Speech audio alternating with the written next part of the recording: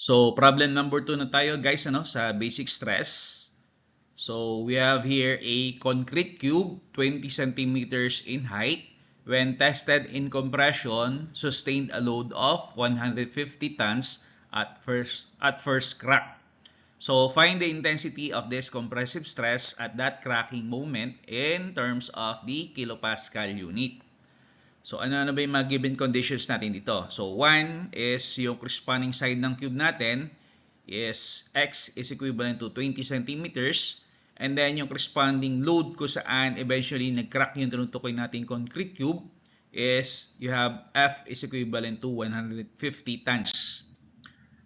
So, yung formula natin, basic formula ang gagamitin natin is you have compressive stress is equivalent to compressive force all over yung area kung saan in-exert natin yung compressive load.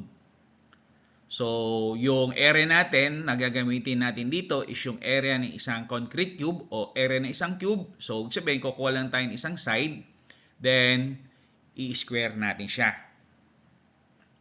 So, from the given conditions, yung compressive load natin is 150 tons, and then yung area natin is 20 centimeters.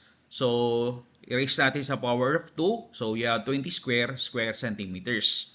Now, since yung goal natin dito is kinakailangan makuha natin yung intensity ng stress natin in terms of the kilopascal, kinakailangan mag-provide tayo ng conversion along the way.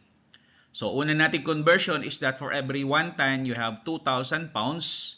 So, in this case, magka-cancel out yung pinaka-ton itself. So, next one is that for every 1 kilogram, you have 2.205 pounds, which is also equivalent to 9.806 newtons.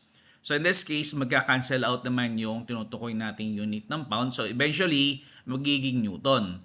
So, in that, for every 1 kilonewton, you have 1,000 newton.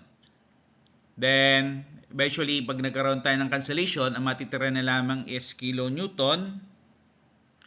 So, provide naman tayong conversion para ma-cancel out natin yung square centimeter at eventually magiging square meter. In that, for every 1 meter, you have 100 centimeters or square natin. So, you have 1 square meter, you have 100 square centimeter. So, in this case, magka-cancel out yung units ng square centimeter. So, eventually, ang magiging unit natin dito is you have kilonewton per square meter kung saan ang corresponding identity niya is kilopascal. So, yung corresponding intensity ng compressive stress natin at first crack is you have 33,353.7415 kilonewton per square meter or kung saan ang identity naman ito is you have kilopascal. Yan.